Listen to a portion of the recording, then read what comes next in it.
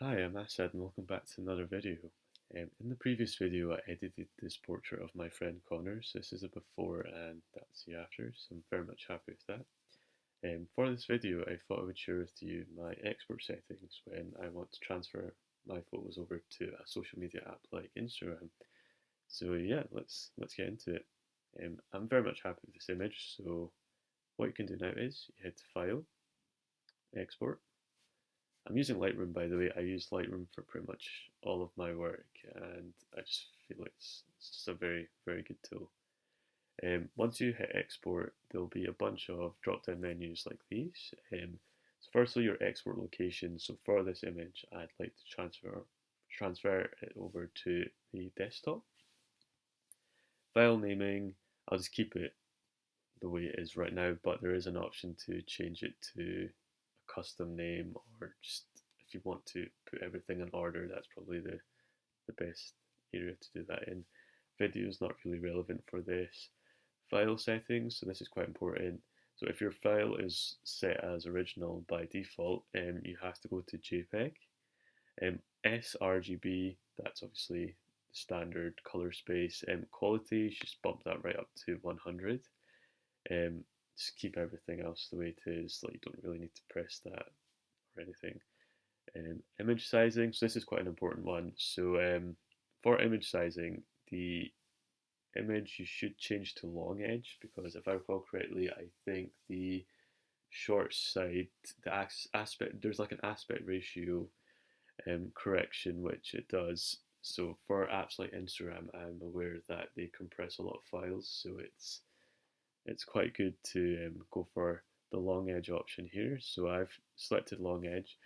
Um, Again, with regards to the compression of Instagram, you want to make your file quite small, but not very small.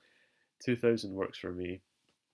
Don't enlarge that. And resolution, I think originally mine was at 300, but I've brought that down to 72. Sharpening, we don't really need to do that because we've done all of that already in our original image. And yeah, there's a few other options here which I don't really click. For watermarking, if you wanted to post your photos on your website, there will be like a change here which you would have to do with regards to the quality of the images, but you can always add a watermark on there as well, and post processing.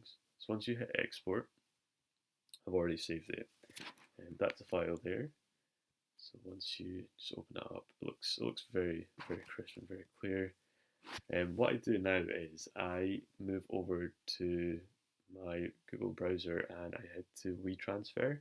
So basically, I've found that WeTransfer works very well for me. So I think I've tried like a few different things basically. So I've tried emails, I've tried Dropbox as well, but I just found the quality of my images just weren't that good.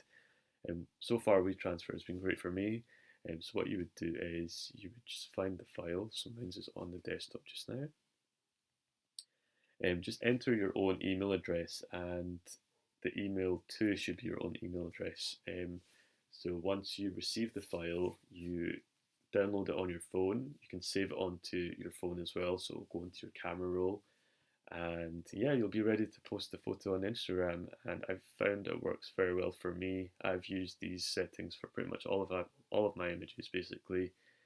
So yeah, that's the image there. I am aware that the images don't look very good on the desktop version of Instagram, but if you were to head to my Instagram, which is a.iqb, you'll come across this image here, and the colors and the quality is very good. Yeah, that's basically it. Thanks for watching. If there's any requests or if you'd like to see anything else from me, just leave it in the comments below. You'll find my socials down there as well. And yeah, thanks for watching, and I'll see you soon.